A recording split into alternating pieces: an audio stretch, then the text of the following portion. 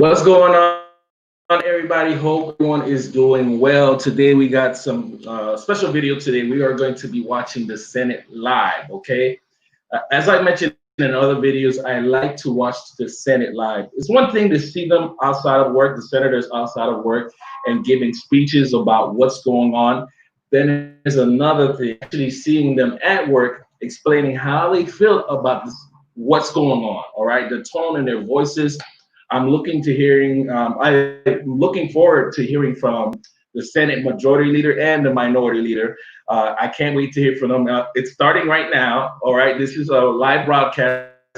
I thought I'd put it on YouTube. If you're new to my channel, subscribe because I'll be doing more of these, and I would love to hear your opinion. So if you're watching this video afterwards, comment down below. If you made the live stream, comment. I would love to see, and I can walk you in if this is your first time watching this. So basically, what's going to happen is they're going to do a prayer.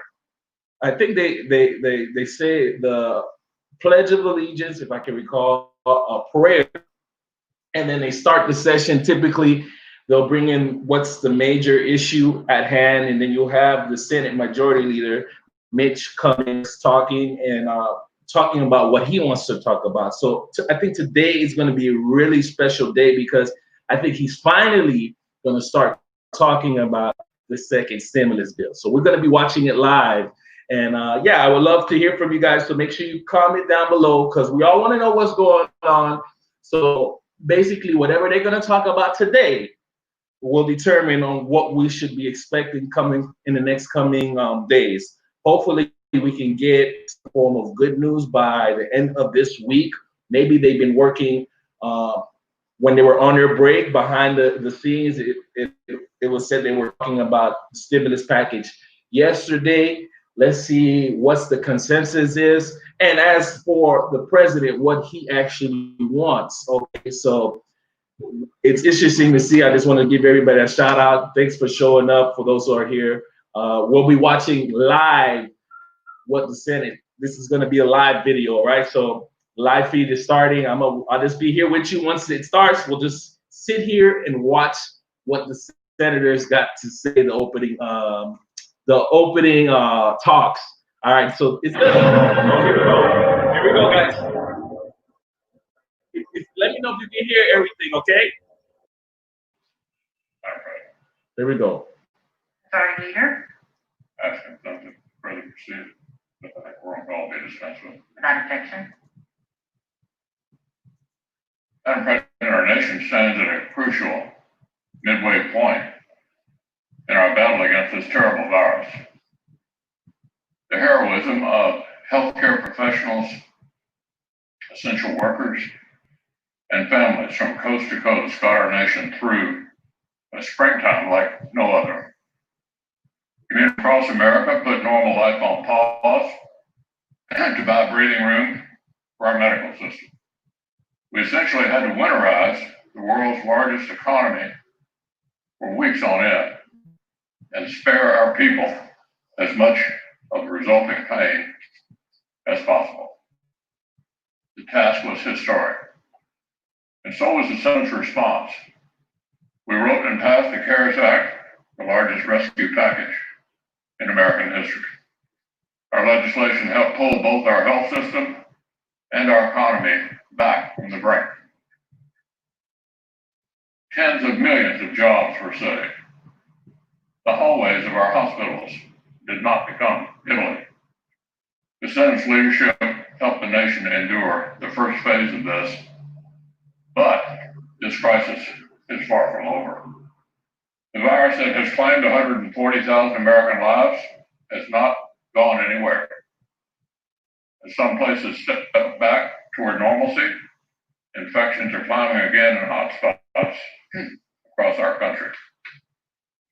The start of our economic recovery has been sharp and impressive, but in absolute terms, we still have just begun to pick up the pieces. Our progress so far has been encouraging, but it remains fragile and far from sufficient. I would argue that our country's job now is even more complex than it was back in March. Now, as then, we need to keep our health system robust. But now, instead of locking down the country to do it, we want to stand up a society that functions somewhat more normally at the same time. The American people cannot completely stop building their lives until a vaccine is available. The United States of America was not built for a defensive crouch. We need to stand up an educational system and an economy that works for workers and families in the meantime. We need to find the right sort of middle ground that is smart and safe, but also more sustainable. So another historic set of challenges, Madam President, and another opportunity for the United States Senate to deliver. For weeks now, I have made it clear that further legislation out of the Senate will be a serious response to the crisis. We won't be wasting the American people's time like the House Democrats with their multi-trillion-dollar proposal to hike taxes on small businesses, cut taxes for blue state millionaires, and send diversity detectives into the cannabis industry. I've said we will start with the facts and develop real, targeted solutions on the subjects that matter most to American families. Well, Madam President, it turns out that means three things: kids, jobs, and healthcare. Kids, jobs, and healthcare. Surveys show the American people's top priorities for reopening are childcare and K through 12 schools. This country wants its kids back in the classroom this fall, learning, exploring, making friends. Their educations depend on it. In some cases, their safety depends on it.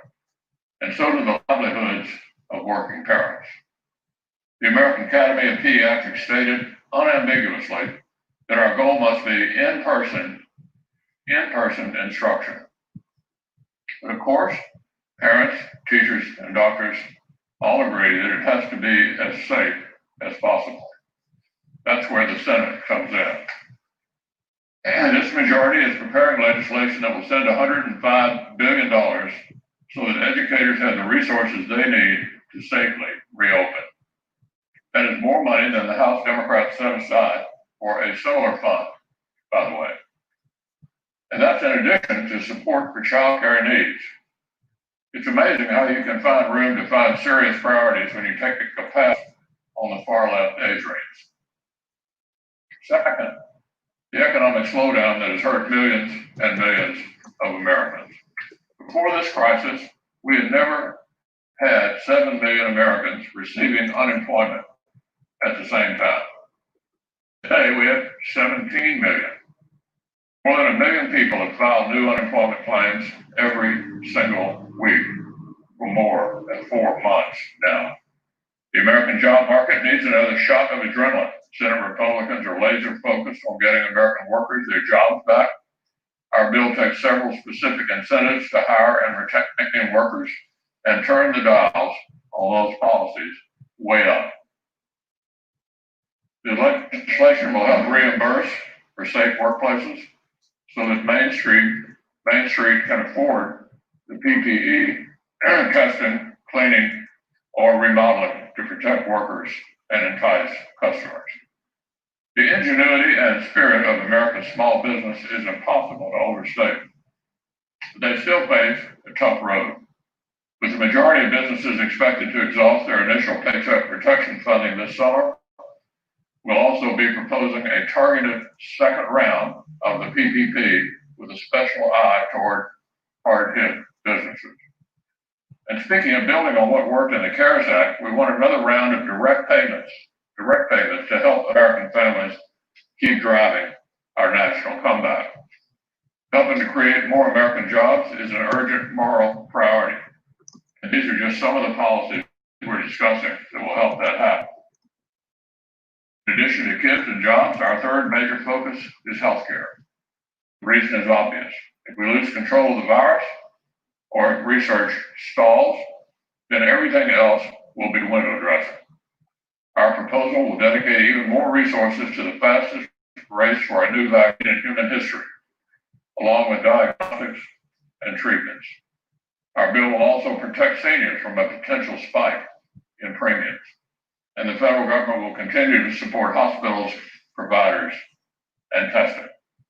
These are just some of the elements that Senate Republicans are discussing among ourselves and with the administration. But there's one more central proposal that ties kids, jobs, and healthcare all together. As I've said for months, the next recovery package will include strong legal protections for the healthcare workers who save strangers' lives and the schools, colleges, charities, and businesses that want to reopen. The American people will not see their historic recovery gobbled up by trial lawyers who are itching to follow the pandemic with a second epidemic of frivolous lawsuits. Gross negligence will still be actionable, but we're creating a safe harbor for institutions that make good faith efforts to follow the guidelines available to them. Doctors and nurses clearly deserve this protection, and school districts, universities, nonprofits, and small businesses will need it as well if we want any genuine reopening at all. The legislation that I've begun to sketch out is neither another CARES Act to float the entire economy, nor a typical stimulus bill for a nation that's ready to get back to normal. Our country is in a complex middle ground between those two things. We can't go back to April, and we can't snap our fingers and finish the vaccine overnight. We need to carve out a new normal. So Senate Republicans are continuing to discuss these and other ideas among our conference and with the administration. The majority will be laying down another historic proposal very soon. But here in the Senate, an outcome will require bipartisan discussions. I do not believe there will be anything in our bill that our Democratic colleagues should not happily support.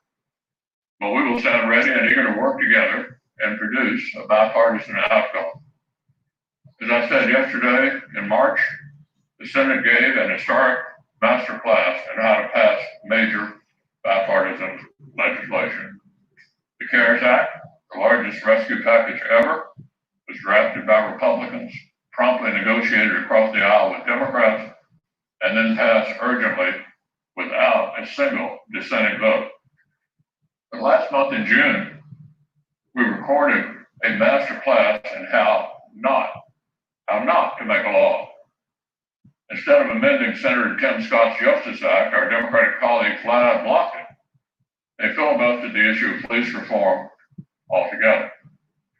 Well, for the sake of America's kids, jobs, and healthcare, Madam President, let's hope our Democratic friends bring their bipartisan urgency and good faith to the process and leave the partisan poses behind. The Senate has led every step of this crisis. We need to rise to the task one more time. Under the previous order, the leadership time is reserved. Morning business is closed. Under the previous order, the Senate will resume consideration of S4049, which the clerk will report. Power number 483, S4049, an original bill to authorize appropriations for fiscal year 2021 for military activities of the Department of Defense and so forth for other purposes. All right, guys, so this is good news. You heard it. If you've been watching, you heard it. The Senate wants another round of direct payments, okay? So this is what the Senate wants, and also that's what the House wants. So it's pretty much something you could just say yes. Unless something drastic happens in the world, looks like we're gonna get another direct payment. Or what it would look like, is it gonna be like a recurring payment until we're out of this whole pandemic, or is it going to be a larger one, a smaller one that's yet to talk about? But one thing we want to hear from is from Chuck, minority Senate leader. I don't know if he's going to talk today, but he normally talks right after Mitch. So let's see. If you are watching this video after it's recording, make sure you subscribe so you don't miss this. I'm gonna do this tomorrow as well. We're just gonna keep paying attention to what they're doing, because like I said, it's better to watch them when they're at work instead of after work. You want to know exactly what they're talking about. Catch them at work because this is where they're going to be voting the bill. You want to know how they feel. And so finally, Mitch, Madam President. here we go. There, Democratic we leader. got Chuck. We are not. Madam President, our country faces the greatest health threat in 100 years, the greatest economic crisis in 70 years. But here in the Republican-led Senate, you'd hardly know. Over the past several months, even as COVID-19 surged through the country once again, even as our states hit new records of infections and hospitalizations, the Republican majority in the Senate dithered and delayed on the next phase of major emergency relief. In April, in May, in June, Democrats tried to jolt the Senate into action. But almost every time we tried to pass much needed legislation by average Americans, our Republican colleagues objected. Unemployment claims reached 50 million. The number of cases topped 3.8 million as the virus resurged over the past several weeks. More than 140,000 Americans have died. Still, Senate Republicans wanted to, in the words of their leader, quote, hit the pause button and, quote, assess the conditions in the country before providing any more relief. The country was burning. Senate Republicans, led by Leader McConnell, said, let's wait a little longer and see how this goes. Like President Trump, they were hoping it would go away, ignoring all of the scientific evidence, but paying obeisance to the hard right, which didn't want to spend money no matter what the cost to America. Now, it seems our Republican friends have finally found the motivation to do another emergency relief bill. Even they, with their heads still half in the sand, have to see the crisis the country is in.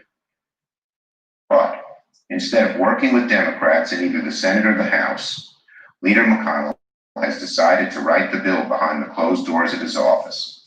The same partisan, one-side-only process that has failed time and time again to produce successful legislation in the Senate. McConnell talked about how the Senate led in the last three bills. I'd add a word to that. It was Senate Democrats that led. Republicans put a small, stingy, corporate-oriented proposal before the Senate. We said no, and they were forced to add provisions friendly to workers and average American families. That's what happened. History knows that. Yesterday, Leader McConnell once again called for the same spirit of bipartisanship that helped us pass the CARES Act. Well, Leader McConnell, writing a bill in office without any input from Democrats, dropping it on the floor, and demanding that Democrats support it is no one's idea of bipartisanship. You can't fool the American people with these facile words that just don't ring true. Even worse, the Republican proposal appears destined to fall drastically short of what's required. From all indications, the bill will prioritize corporate special interests over workers and Main Street businesses. It won't provide hazard pay for essential workers.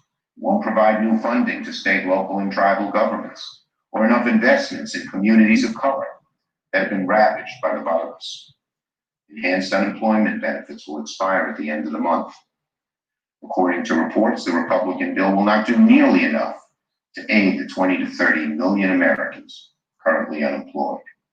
We've heard Republicans debate a credit for Americans who are going back to work, but those are the very same Americans who will be getting a salary again. What about Americans who remain unemployed and actually need the help? The moratorium on evictions expires this week. According to reports, the Republican bill won't do anything for the millions of Americans who can't afford the rent and could get kicked out of their apartments. So after all the hemming and hawing and the delay, which cost America so much, months of delay, it appears the next Republican proposal on COVID won't even come close to meeting the moment. It has become clear over the last few weeks that the reason our Republican colleagues have taken so long to put even this inadequate proposal together is because they're paralyzed by internal divisions among themselves and by division with the president.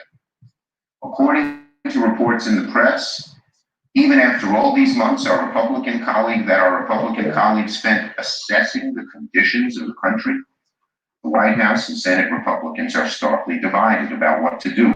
The Trump administration is fixated on a payroll tax cut, an idea that will not only harm those who rely on Social Security, but will do nothing for the tens of millions of Americans who've lost their jobs during the crisis.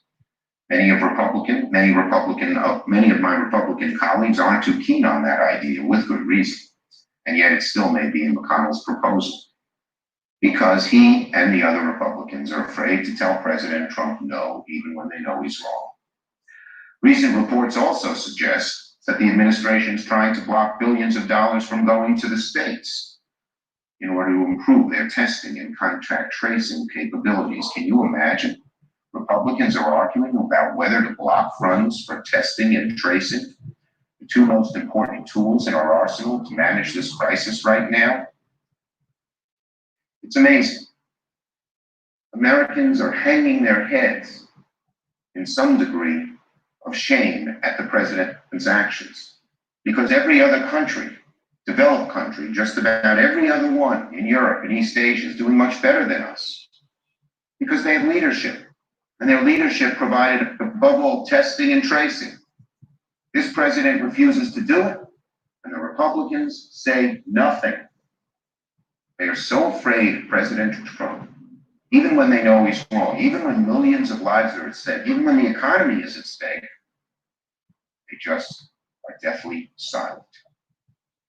So, what do they end up doing? Well, the one thing that unites Trump and all the Republicans is pleasing corporate interests. And so, if reports are accurate, the Republicans are doing just that, pleasing corporate interests, not workers and families, small businesses. And that will not get the job done. For 60 days, Americans, Senate Democrats have been clear about where we should start the negotiations. The HEROES Act, passed by the House, provides crucial relief for education funding for hospitals and medical workers, for our essential workers on the front lines, and for state and local governments. But right now, Republicans seem to want to play chicken with pandemic relief and string everyone along with a bill and a process we all know is doomed to fail.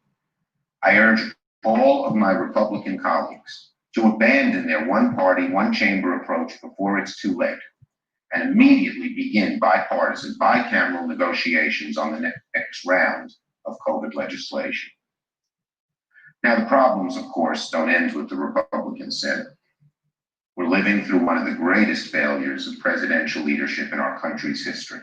Did you hear that, Donald Trump? You have created one of the greatest failures of presidential leadership in our country's entire history. And the history books will record it that way.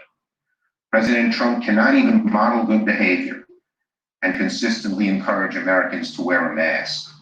When the White House coronavirus briefings resume, President Trump should not take the podium. Every time President Trump takes the podium at one of these briefings, he's a threat to public health. Even after 140,000 lives were lost to COVID, the president claimed again on Sunday this disease will disappear. It's been over 6 months since the start of the virus, and the Trump administration still lacks a national testing strategy. The administration ordered hospitals to hide their coronavirus data from the CDC. The president is pressuring schools to reopen this fall without the necessary resources or guidance to keep our kids safe. Remember, President Trump? You pushed Republican governors to reopen their states too early, and just look at what happened. You're now making the same mistake with schools. COVID surged through the states that reopened too quickly, and many now are being forced to reimpose restrictions. We cannot repeat those mistakes when it comes to our schools and the safety of our kids and our families. So the question looms over this chamber. When will our Republican friends stand up to President Trump and tell him to get his act together? When push comes to shove, when people's health and even lives are at stake, it seems Senate Republicans are always too timid, too afraid to buck the president. Will they stand up and tell him he's wrong to block more funding for testing and tracing? Will they tell him to stop ignoring the science, trying to hide the data, and undermining medical experts like Dr. Fauci? And most of all, most important, will our Republican colleagues finally step up to the plate and do what's right, work with us in a bipartisan way to provide desperately needed relief to the American people? I yield the floor. President. Senator from Illinois. Madam President, John Lewis was a great American, but there was a humility in his heart that showed his greatness even more. He gave speeches that stirred a nation, but who among us can forget his trademark speech explaining how, as a young man growing up on the farm, he practiced public speaking to an audience of chickens. He told that story over and over again. And John Lewis used to say, people come up to me in the airport and they say, I'm going to pass out. John's reply was, please don't pass out, I'm not a doctor. And John Lewis was a healer, a balm for troubled souls. I was struck by an article in the Atlanta newspaper that talked about an incident that occurred in January of 2009. A former Ku Klux Klan member, Elwyn Wilson, confessed to being part of the white mob. All right, guys, I'm going to pause it for a minute. I just wanted to talk about what both parties said pretty much about the stimulus bill. So just to recap, if you didn't catch the beginning of this live stream, pretty much we have the Senate Majority Leader Mitch talking about, yes, we have a new bill that we're working on, and this new bill, we want to do another round of direct payments. Who is the direct payments going to that yet? That's yet to be talked about yet. Hopefully we'll hear in the next coming days. But those are pretty much your keynotes of what you wanted to know. And then we just heard from Chuck, and Chuck was talking about him not being happy that they created a bill without any Democratic senators being part of the bill. They did it on their own. So you already know what's going to happen. They're probably going to vote for this bill by the end of, I want to say next week. They'll vote for this bill. The way they're talking right now, who knows? Because they didn't talk about voting for the bill today. Today is Tuesday, maybe tomorrow. But like I said, I will be here tomorrow. So hopefully I can figure out how I can make sure when we do this that when we see these videos, they're clear to you guys, because I know that's kind of nagging that they're not as clear, but we're going to work on it. And like I said, it's better to hear from them when they're at work, their perspective, what they're bringing to the table, because they will tell you anything outside of work, being interviewed, what they want. This is game time. This is they clocked in right now. This is the time for them to talk about what they want to do. So let's hear if he changed it, but it seems like he's talking about discrimination right now. And so, but we're here for the checks. Barack Obama. Then the two of them traveled, both Lewis and Murphy. Yeah, okay. To Ireland and Northern Ireland. So yeah, he's talking about something else. But I want to say thank you to everybody who did show up. Kathy, I see you side. What's going on? Anthony, Roland, Black Ham, Big Kingston. I want to thank all you guys for showing up in the chats. And if you're new guys, make sure you don't miss out on tomorrow's live stream, because I'm going to be doing this again. All right. Thanks for watching. More on the way from your boy, Ace Talks. And I see you in another one. All right. See you tomorrow. All right. Same time tomorrow. All right. All right. Yo. Senate wants another round of direct payments. You heard it here. Straight off the press. There you go.